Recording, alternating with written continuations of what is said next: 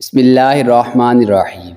جو دو گے وہی لوٹ کر آئے گا، عزت دو یا دھوکہ۔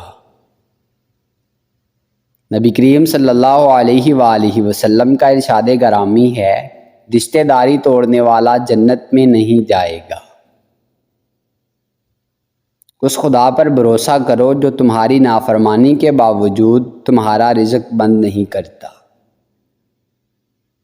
یا رب کریم ہر بیٹے کا نیک خواب سچا کر دے اور ہر بیٹی کا نصیب اچھا کر دے، آمین ثم آمین۔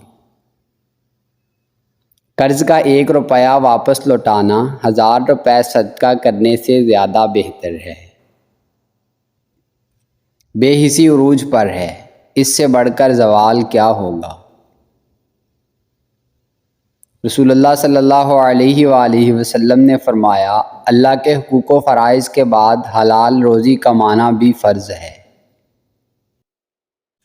امیر المومنین امام علی علیہ السلام نے فرمایا، ہر سنی ہوئی بات کو بیان نہ کرو، ورنہ تمہاری بے وقوفی کے لیے یہی بات کافی ہوگی۔ کچھ لوگ جدھر کی ہوا دیکھتے ہیں ادھر چل پڑتے ہیں، حالانکہ یہ کام انسانوں کا نہیں، گلی میں پڑے شاپروں کا ہوتا ہے۔ بازار سے سب کچھ مل جاتا ہے، لیکن ماں جیسی جنت اور باپ جیسا سایہ کبھی نہیں ملتا۔ مدد کرنا سیکھیے فائدے کے بغیر، ملنا جلنا سیکھیے مطلب کے بغیر، عاجزی سے چلنا سیکھیے غرور کے بغیر، زندگی جینا سیکھیے دکھاوے کے بغیر۔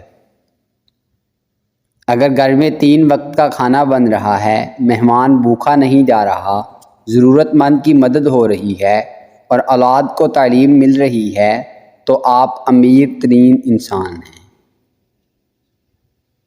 محبت خوبصورتی کو تو نہیں کہتے، عربی لغت میں تو محبت کہتے ہی کسی ایک شخص کا کسی دوسرے کی نظر میں خوبصورت لگنا، اتنا خوبصورت کہ وہ دل میں سما جائے۔ اگر ایک شخص نے آپ کے ساتھ برا سلوک کیا، اس کا مطلب یہ نہیں ہے کہ زندگی میں ہر کوئی آپ کے ساتھ ایسا کرے گا، لہذا جو آپ کو محبت اور عزت دیتا ہے اس کو کھونے سے بچیں۔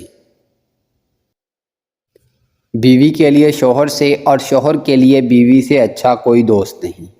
واحد ایسا دوست ہے جو بہترین مشورہ دے گا، کیونکہ جو بھی ہو اچھے اور برے حالات کا سامنا دونوں کو مل کر ہی کرنا پڑتا ہے۔ یہی محبت، احساس اور سچی دوستی بھی ہے۔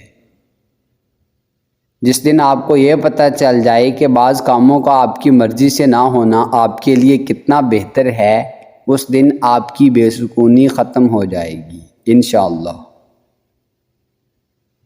کسی نے کیا خوب کہا ہے کہ کوئی بھی شخص کسی دوسرے کی جگہ نہیں لے سکتا۔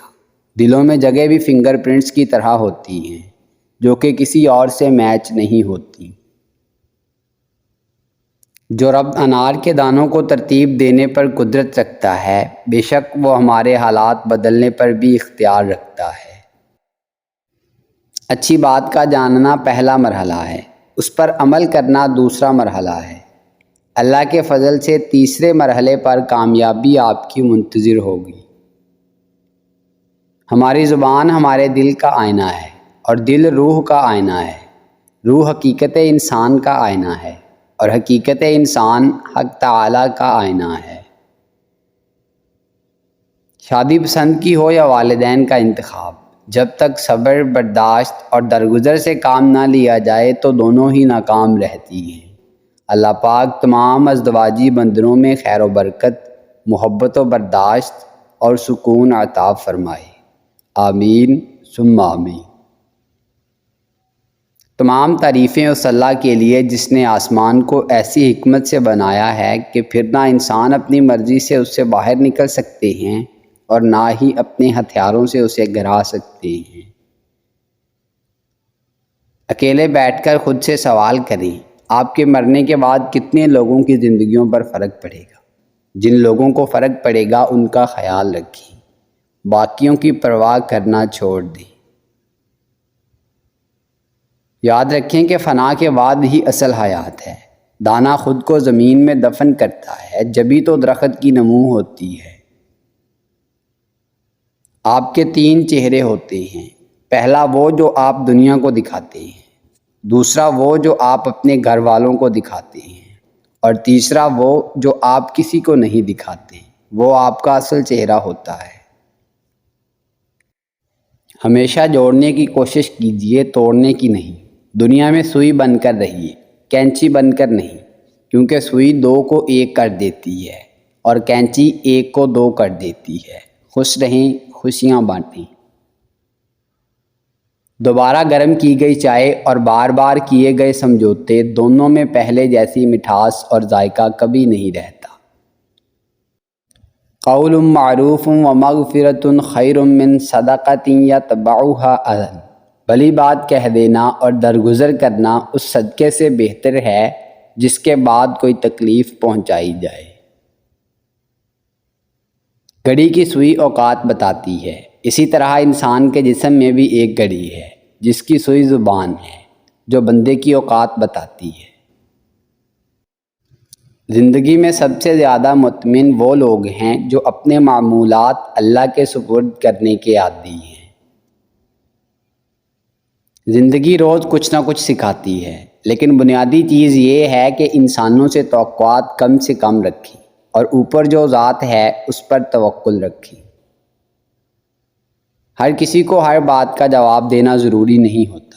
بہت سی جگہوں پر واقعی دل بڑا کرنا پڑتا ہے، درگزر کرنا پڑتا ہے۔